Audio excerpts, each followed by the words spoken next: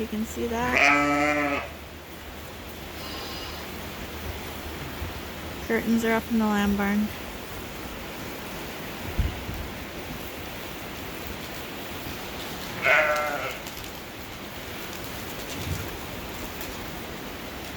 The two doors are wide open for flow-through air, but the breeze is not getting in here, and neither is the rain.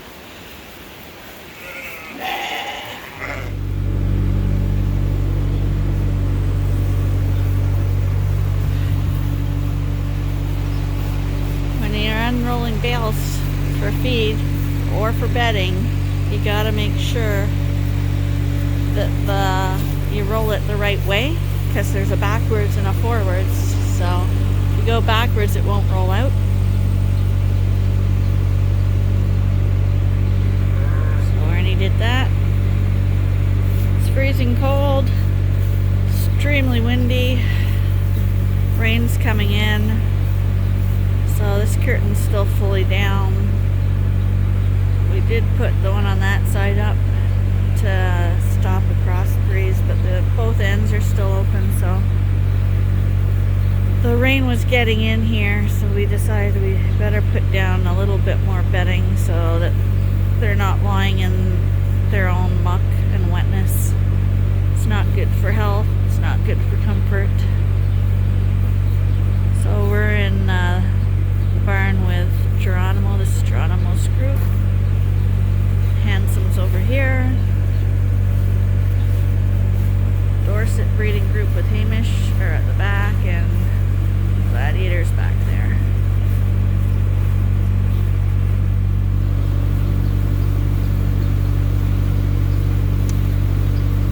This isn't straw, this is first cut hay from a really bad field that we've actually torn down this year and are reseeding. So instead of wasting it or feeding bad hay to the sheep, we use it as bedding, and it actually works well.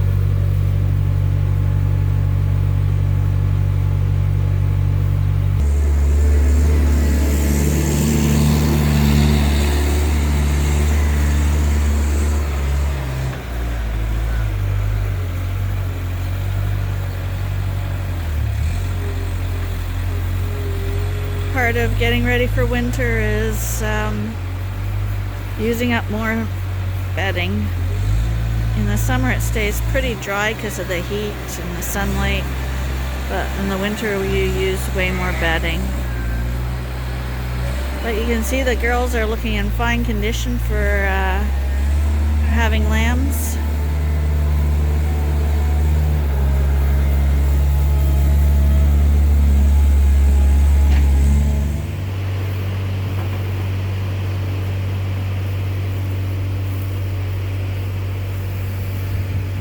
This group didn't need too much straw, so we just put in one pass. Gladiator's group at the back was a lot more dirty for some reason, so we're putting the rest of the bale in here.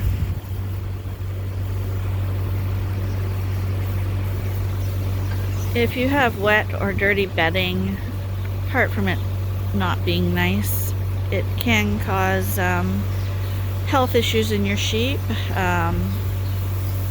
It can cause scald, which can lead to foot rot because they're walking in damp conditions. Dirt and manure can get caught between their toes, all which causes chafing and stuff on the soft skin between their toes, and can cause an infection. If they're ewes and they're laying in it, bacteria can get into their udders if they're laying in dirty conditions, and this can lead to mastitis, which is something you never want either. And it can even be, it's not only bad for being unable to nurse your lambs, but it also, if not treated quickly, can either damage the udder for life, blocking it so that she can't nurse off one or both sides, or it can even lead to death. So mastitis is something you want to keep on top of and keep the ewes in as clean a condition as possible. and make sure when they are nursing their lambs that the lambs are drinking not just on one side.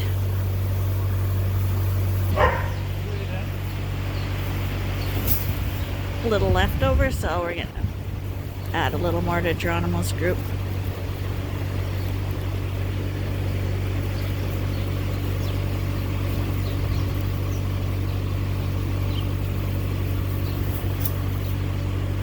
Very interesting, they say.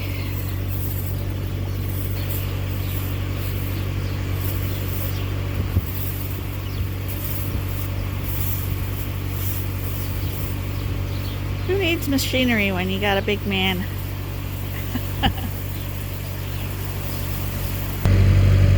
Now on to Handsome's side. So with an X-Acto knife we peel off the plastic. I have another video I'm going to put up about the plastic. But as you can see, it keeps the bales really nice.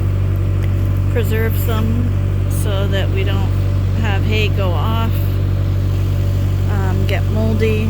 Occasionally it will mold, but very rarely. You have much better luck with a wrap bale than you would on a dry bale molding, unless you've got your dry bale super dry. But we do try to bale our wet bales as dry as we can, around 30% moisture usually, which is way too high for wet bales, but considered quite dry for it's way too wet for dry bales, and some people would say it was quite dry for a wet bale. I think I got that right.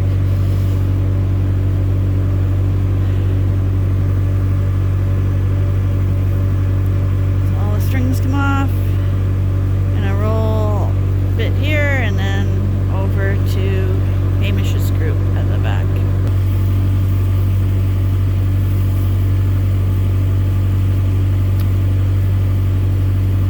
Actually, I was wrong about this hay. This is actually dry hay that we just wrap lightly with a thin coating of plastic because we had no more room out in the lean-tos and stuff to cover the hay and keep it good. So just to keep mold from developing in case we were gonna feed it in a pinch. It's not terrible hay, and most people would consider it good hay, but we have better. So because we have so much hay this year, we're using it as bedding, but normally this would go as feed. So it's dual purpose, and if we have excess in the spring too left over, this is good for selling because it will have been protected. So yeah, hay is good use out of this hay, but it's not a wet bale. I was mistaken with that because usually the wrapped hay is wet hay, but this year we actually wrapped some straw bales too, just to keep it protected, because yeah, we have so many bales out there this year. Like, you've seen it, they go all the way down the laneway and around the barns, and all our lean-tos are full. So it's not normal, but we're not going to complain. That's a bonus for us on many levels. That's Handsome there. I don't think he's as handsome as our breeding, but he's handsome enough. Everyone always thinks their own are best, right? But he doesn't have the nice ears that I like to see. His ears are standing out. I would like his ears to be at least an inch longer.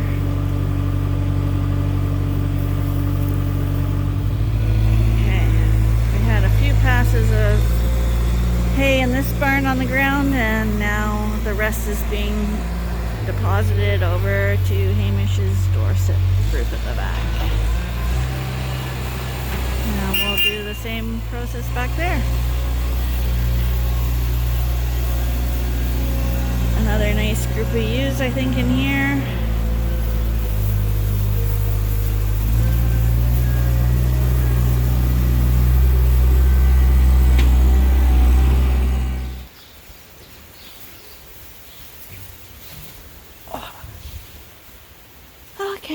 the last quarter of the barn we're going to do today. We also did put some straw down and old barn on both sides, and tomorrow the lamb barn is going to get some straw and the other breeding group, and then everybody will be done.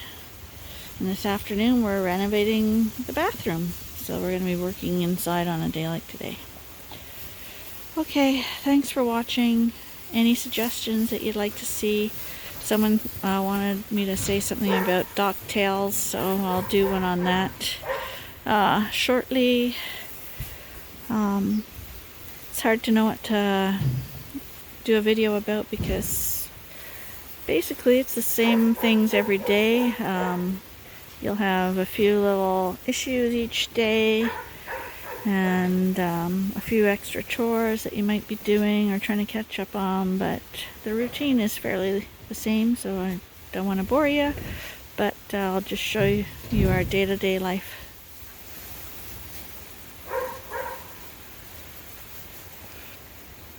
If you get them to run around a little bit, they spread it up, so you don't need to use a fork.